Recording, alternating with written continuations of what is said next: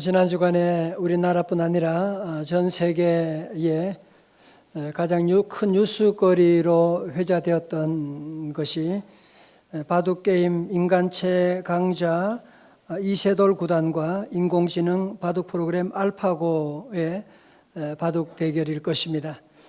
많은 사람들이 아무리 알파고가 잘해도 이세돌이 그래도 한두 판은 이기지 않을까 그런 기대를 다 했는데 예상을 깨고 알파고가 내리 세 판을 승리하면서 이것은 이세돌이 게임에 진 것으로 보지 않고 사람들은 그 이상으로 생각하는 거예요.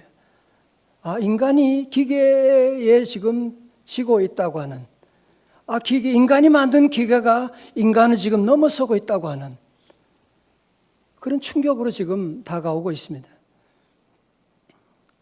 이스라엘 히브리대 역사학과 유발 노아 하라리 교수는 사피엔스라고 하는 책을 쓰고 발표한 사람인데, 이번에 이세돌 구단과 인공지능 알파고의 한판 승부를 앞두고 연합뉴스와의 인터뷰에서 이세돌이 이번 전체 대국에서 이길지 패할지는 알 수 없다. 하지만 확실한 것은 이세돌 구단이 끝내 이긴다고 해도 인공지능은 5년에서 10년 내로 인류를 앞서게 될 것이다. 기술 발전에 따라 인류가 지게 되어 있다. 아주 심각한 얘기를 지금 하고 있습니다. 어제 제가 세례 교육을 하는 가운데 학생들이 한 30명 가까이 있어서 얘기를 하면서 내가 아주 심각하게 그런 얘기했어요. 앞으로 너희들이 계속 컴퓨터 게임이나 하고 안 하고 놀고 그렇게 지나면 앞으로 너희들 세대가 되면 기도도 안 하고 믿음 생활 제대로 안 하면 이런 알파고와 같은 로봇의 종이 되는 그날이 오게 될 것이다. 심각한 얘기를 경고를 했습니다.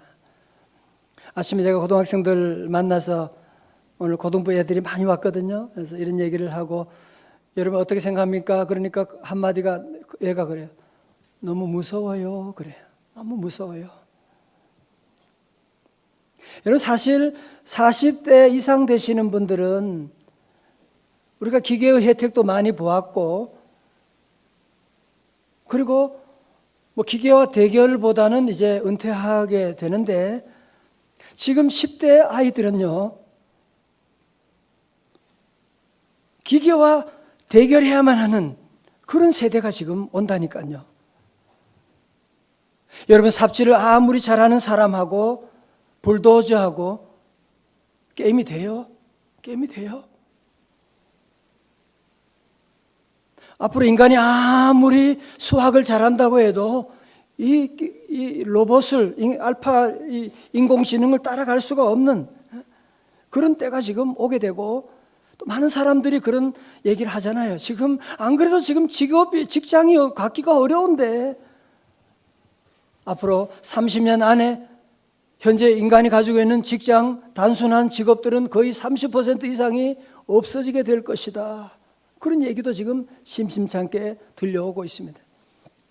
아마 앞으로 그런 시대가 되면 목사도 인공지능 목사가 등장하겠지요. 그래서 성경도 박사야, 히브리어, 헬라어, 영어 못하는 게 없어. 그렇게 막 설교를 하고 그러면 여러분 그런 교회 갈 거냐고요? 대답 안 하는 거 보세요. 지금 앞으로 그런 시대가 올지 몰라요. 정말 걱정이 안 될 수가 없습니다. 스티븐 호킹 박사는 완전한 인공지능의 발달은 인류 종의 종말을 초래할 수도 있다고 그렇게 경고하고 있습니다. 사랑하는 성도 여러분, 그렇다면 우리 인간이 사는 길이 어디 있을까요? 어떻게 하면 우리 인간이 앞으로 미래의 사회를 주도하면서 살아갈 수가 있을까요? 사도행전 16장 31절에 주 예수를 믿으라. 그리하면 너와 내 집이 구원을 얻으리라. 사실 오늘 여러분이 바이블 타임 성경 말씀 읽은 분들은 이미 답을 가지고 있죠. 오늘 아침에 읽었던 말씀 신명기 5장 29절에 다만 그들이 항상 이 같은 마음을 품어 나를 경외하며 내 모든 명령을 지켜서 그들과 그 자손이 영원히 복받기를 원하노라. 여러분, 그래서 앞으로 인간이 사는 길은 어디 있느냐? 인간이 신이 되려고 하면 안 돼요. 인간이 기계를 우상처럼 섬기고 나가면 안 됩니다. 우리 모두가 창조주 하나님 여호와를 섬기고 나가게 되면 위로부터 무궁무진한 창조력이 우리 안에 내려오게 되고, 하나님이 주시는 은혜가 임하면 앞으로 어떤 시대가 오고 앞으로 어떤 인공지능 로봇가 온다고 할지라도 예수 이름으로 넉넉히 이겨나갈 줄로 믿습니다. 저는 이번에 사무엘 상하를 강의하면서 이 사울과 다윗의 정말 너무나 극과 극의 길을 달리는 모습 보면서 제 마음에 그런 생각이 들어요. 잘 믿어야 되겠다는. 잘 믿어야 되겠다는. 여러분, 믿음 생활도 사울도 믿음 없는 거 아니잖아요. 제사도 드리고 얼마나 잘해요. 잘못 믿으면 사울이 되는 거예요. 여러분, 귀한 시간 내고 헌금 내고 사울처럼 그러면 안 되잖아. 잘 믿으면 다윗과 같은 복이 임하는 거예요. 여러분, 그래서 저는 우리 모든 교우들 이왕 우리가 예수님 믿고 이 어려운 시대에 하나님 잘 섬기는 다윗 같은 믿음의 자녀들, 다윗 같은 축복이 함께 하시기를 주님의 이름으로 축원합니다. 오늘 본문의 말씀 우리 6절 이하에 보면 사울은요, 예배는 드리는데 하나님은 안 믿는 거예요. 어떻게 아느냐? 사울은 모든 일을 자기 마음대로 해요. 자기 마음대로 해요.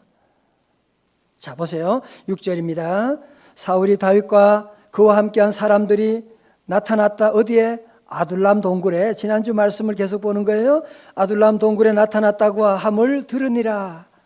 그러니까 사울이 상당한 정보 수집 능력을 가지고 있는 거예요. 그죠? 자, 다윗이 지금 어디로 가고 어디 있는지를 다 알고 있는 겁니다. 그때 사울이 높은 곳에서 손에 무엇을 들고? 단창을 들고 에셀나무 아래에 앉았고 모든 신하들은 그의 곁에 섰더니. 자, 저를 보세요. 여러분, 사울의 손에는 뭐가 들려있다고요? 단창이 있는 거예요. 여러분 아세요? 사울은 항상 그의 손에 단창이 들려있어. 다윗이 수금을 하프를 켤 때에도 사울의 손에는 단창이 들려있는 거예요. 월삭 제사 드리는 그날에도 그의 손에는 단창이 들려있는 거예요. 여러분, 단창은 뭐 하는 거예요? 단창은 공격용 무기죠. 기회만 있으면 내가 누구를 던져가지고 죽여버리고자 늘 그의 손에는 단창이 들려있는 너무나 불쌍한 인생이 아닙니까? 사는 성도 혹시 여러분 안에 이런, 여러분의 마음에도 이런 단창을 늘 가지고 다니는 분은 안 계세요? 뭐 그러려고 하는 건 아니지만 늘 대화를 하다 보면 늘 다른 사람의 마음에 상처를 주는 단창이 있는 거예요, 마음에. 지금 부부간에 대화를 할 때도, 아이들 얘기할 때도 좋게 얘기가 안 돼. 그냥 말만 꺼내면 지적하는 얘기하고 비판하는 얘기하고 가슴을 후벼 파는 그런 얘기들을 아주 전문적으로 연구해서 하는 분들, 그 마음에 단창이 있는 거예요. 성도 여러분, 다윗은요, 나중에 그가 사울 왕을 죽일 수 있는 기회도 얼마나 많았어요. 그러나 그는 절대로 단창을 쓰지 않습니다. 늘 그의 손에는 뭐가 있느냐? 늘 기도하고 찬송하는 손이 되었거든요. 그래서 하나님께서 다윗을 통해서 우주적인 놀라운 축복을 내려주신 거예요. 저는 이 아침에 우리 예배 참석한 우리 모든 성도 여러분들, 여러분 안에 있는 우리 마음에 있든지 손에 있든지 입에 있든지 모든 단창을 다 내려놓으시기를 주님의 이름으로 축원합니다. 다 같이 아멘. 7절의 말씀 보세요. 사울은 지역 감정을 부추기고 있는 거예요. 지역 감정. 이게 우리나라의 만이 아니에요. 옛날도 지역 감정을 부추기면서 뭐라고 해요? 사울이 7절에 곁에 선 신하들에게 이르되 너희 베냐민 사람들아 들으라. 이세 아들 다윗이 너희에게 각기 밭과 포도원을 주면 너희를 천부장 백부장을 삼겠느냐? 여러분, 사울은 어느 지파 출신이죠? 베냐민 지파 출신이죠. 그러니까 그는 자기 지역의 사람들을 다 중용하는 거야. 그리고는 사람들에게 얘기하는 거예요. 야, 이 베냐민 것들아, 너희들이 이새의 아들 어느 지파? 유다 지파. 너희들 그 유다 지파 이새 아들이 권력을 잡게 되면 너희들에게 무슨 국물이라도 있을 줄 아느냐? 국물은 제가 넣은 것이고 너희들이 무슨 돌아올 게 있는 줄 아느냐? 그러면서 그는 8절에서 심각한 피해 의식에 사로잡혀 있음을 보게 되지요. 8절에 뭐라고 합니까? 너희가 다 공모하여 나를 대적하여 하며 내 아들이 이새의 아들과 맹약하였으되 내게 고발하는 자가 하나도 없고 다 나를 공격하고 있는 거야. 그렇지도 않은데 그렇게 생각하는 거예요. 나를 위하여 슬퍼하거나 내 아들이 내 신하를 선동하여 오늘이라도 매복하였다가 나를 치려 하는 것을 내게 알리는 자가 하나도 없도다 하니 이제는 자기 아들마저 못 믿어요. 여러분 피해의식에 사로잡혀 있는 여러분 피해의식이 심해지게 되면 피해망상증으로 가게 되는 겁니다. 다들 나만 미워하는 것 같아. 집안이 모이면 전부 다 내 얘기만 하는 거예요. 왜 그러는 거예요 지금? 교회 사람들이 나만 왕따 시키고 왜 그러냐? 여러분 그렇지 않아요. 모두가 여러분 다 사랑해요. 여러분 피해의식 가지면 안 돼요. 사울이 피해의식을 가지고 있는 피해망상증에 있으니까 어느 누가 그런 사람 밑에서 충언을 할 수가 있겠어요? 이런 왕 밑에는 간신배만 우글거릴 수밖에 없는 것이고 그 대표적인 간신배가 누구냐? 도액. 이름도 별로예요. 도액이라고 하는. 도액. 그죠? 9절 10절에 뭐라고 해요? 때 에돔 사람 도액이 사울에 섰더니 대답하여 가로되 이새의 아들이 노베 와서 아이두베 아들 아히멜렉에게 이른 것을 내가 보았었는데 아히멜렉이 그를 위하여 여호와께 묻고 그에게 식물도 주고 블레셋 사람 골리앗의 칼도 주도이다. 다 고자질하는 거예요. 다 고자질하는. 사울 왕은 너무너무 화가 나는 거야. 얼른 그 인간을 불러오랬다. 그러니까 아히멜렉 제사장만이 아니라 그 노베에 있는 다른 제사장들까지 다 소환하게 된 것이거든. 사울 왕이 아히멜렉에게 제사장에게 신문합니다. 어떻게 된 일이냐? 그러니까 제사장 아히멜렉이 왕이 두려워서 제가 잘못했습니다. 앞으로는 그러지 않겠습니다. 그래야 되는데 이 아히멜렉 주의 종이 바른 말을 하는 거예요. 14절에 아히멜렉이 왕에게 대답하여 이르되 왕의 모든 신하 중에 다윗같이 충실한 자가 누구인지요? 그는 왕의 사위도 되고 왕의 호위 대장도 되고 왕실에서 존귀한 자가 아니니까 내가 그를 위하여 하나님께 물은 것이 오늘이 처음이니까 결단코 아니니이다. 원하건대 왕은 종과 종의 아비의 온 집에 아무것도 돌리지 마옵소서. 왕의 종은 이 모든 크고 작은 일에 관하여 아는 것이 없나이다 하니라. 이때 사울 왕이 더 화가 납니다. 저것이 뭐라고 하는 거야? 얘들아, 얼른 저 아히멜렉 제사장의 목을 치어라. 이야, 전혀 이 분노가 조절이 안 되는 거야. 하나님도 두려워하지 않는 거예요.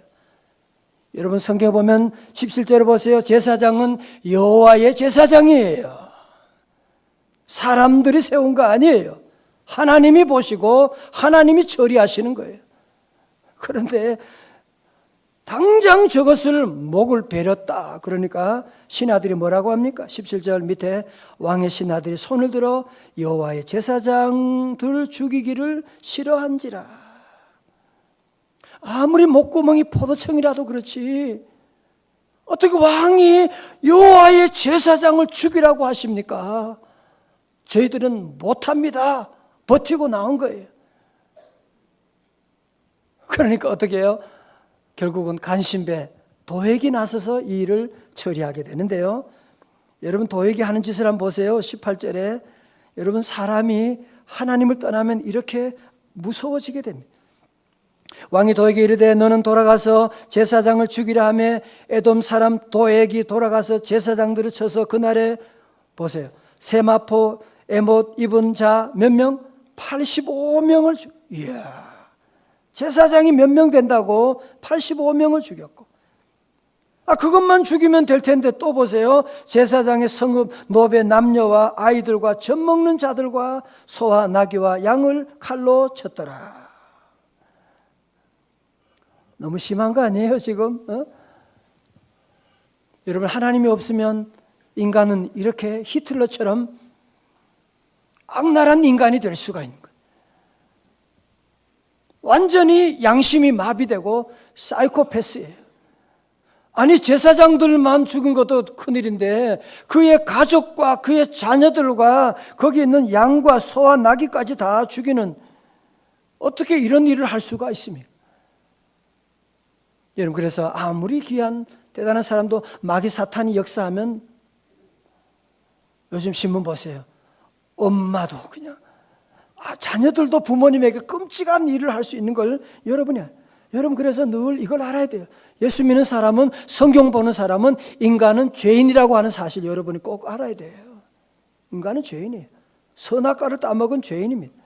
자, 그런데요, 다행히도 하나님께서 이 아히멜렉 제사장의 아들 한 사람 아비아달이 죽지 않고 도망해서 다윗에게 달려온 거예요.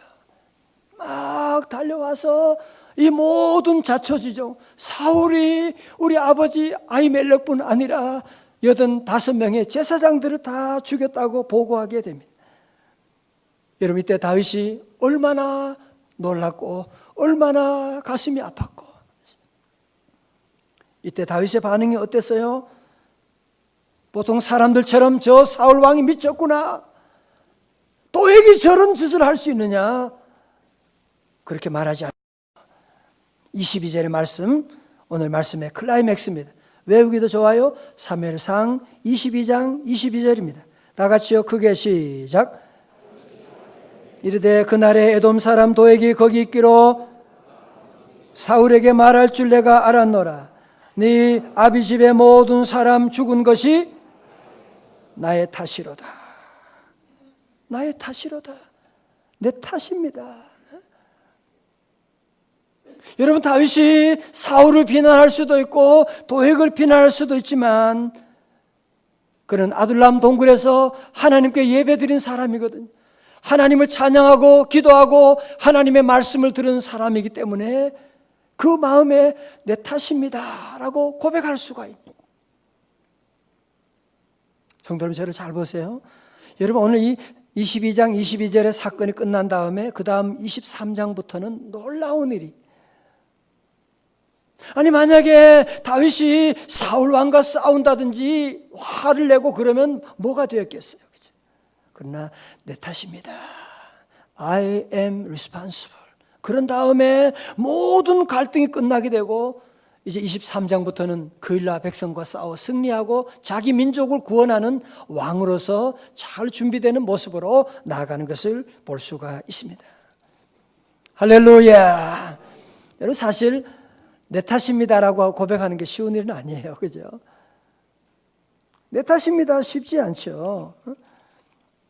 내 탓입니다라고 누가, 왜 내 탓이야? 남편 탓도 얼마나 많은데. 그죠? 우리 애들 문제도 얼마나 많은데, 우리 사회 문제도 얼마나 많은데. 그러나 내 탓입니다 하는 순간에 모든 갈등의 공은 멈추게 되는 겁니다. 지옥이 천국으로 바꾸어지는 줄로 믿습니다. 그래서 제가 여러 차례 말씀드렸죠. 내 탓입니다. 영어로 I am responsible. 시작. I am responsible. 아주 좋은 영어 단어예요. I am responsible. 요나도 다시스로 가는 배를 타고 갈 때 큰 풍랑을 만났잖아요. 그때 요나가 뭐라고 합니까? 1장 12절에 너희가 이 큰 폭풍을 만난 것이 누구 때문에? 나 때문인 줄 내가 아노라. 그러니까 그 다음부터 모든 풍랑은 잠잠해지게 되는 거예요. 모든 풍랑이 잠잠해지게 됩니다. 분당 우리들 교회 목사님이 그 교회 어느 집사님, 여자 집사님 간증을 해 주어서 제가 듣게 됐는데, 이분은 아주 매사에 아주 참 짜증이 많고 늘 화가 많고, 남편에게 늘 10가지 뭐 이렇게 하라 늘 아주 써가지고 주고, 남편이 제대로 못하면 아주 남편에게 막 그냥 카메라로 사진 찍어가지고 보내고, 전화해가지고 잔소리, 화가 풀릴 때까지 소리 지르고 늘 그러던 사람이었어요. 자기 안에 이 분노 조절이 전혀 안 되는.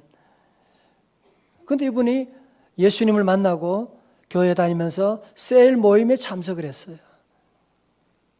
셀 모임에 참석하니까 집안 얘기들 또 하게 되잖아요. 그러니까 가만히 얘기 들어보니까 남편들 얘기하는데, 우리 남편이 그렇게 나쁜 사람이 아니구나라고 하는 걸 깨닫게 된 거예요. 그래서 우리 남편이 좋은 사람이네라고 하는 것을 깨닫게 되면서, 또 자신이 내가 지금 정신적으로 좀 문제가 있구나라고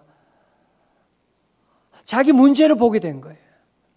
그러면서 자기가 어린 시절에 늘 아버지하고 어머니가 늘 싸우고, 그러면 엄마는 늘 자기에게 화풀이 하게 되고, 늘 엄마가 무서워가지고 늘 엄마 눈치를 보고 늘 그렇게 살았었는데, 어느 날 보니까 자신이 어머니가 아버지에게 하던 그 모습을 그대로 지금 반복하고 있는 거예요. 내가 잘못했구나, 내가 문제가 있구나 한 깨닫고, 이분이 병원에 가서 치료약도 먹으면서 이렇게 치유받으면서, 어느 날 그는 남편에게 처음으로 저녁에 남편에게 고백한 거예요. 여보, 내가 너무 미안해, 내가 잘못했어요.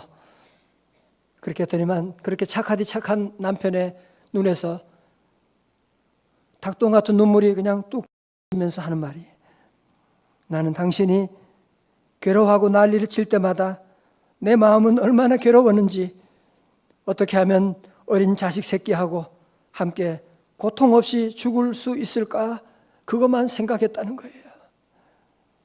당신이 이렇게 함께해서 너무너무 감사하다고 하면서 이 가정에 새로운 회복의 놀라운 역사가 일어나게 되는 그런 간증을 듣게 되었습니다.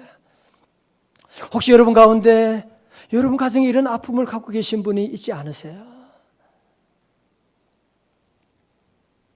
누구든지 어떤 가정이라고 할지라도 주님 앞에 나와 내 탓입니다.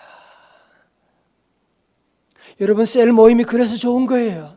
셀 모임에 나오게 되면 서로가 가정 얘기를 하고 기도 제목을 나누게 되고, 그러다 보면 나만 문제가 있는 것이 아니구나라고, 나만 이렇게 괴로운 것이 아니구나, 인간은 다 이런 아픔이 있는 것을 깨닫게 되는 것이고 내 문제를 보게 되는 것이죠.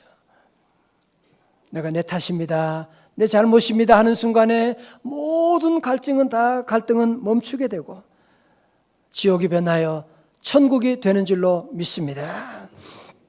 사실 우리가, 여러분이 말은 쉽지만 내 탓이오라고 고백하는 것 쉬운 건 아니에요. 그죠?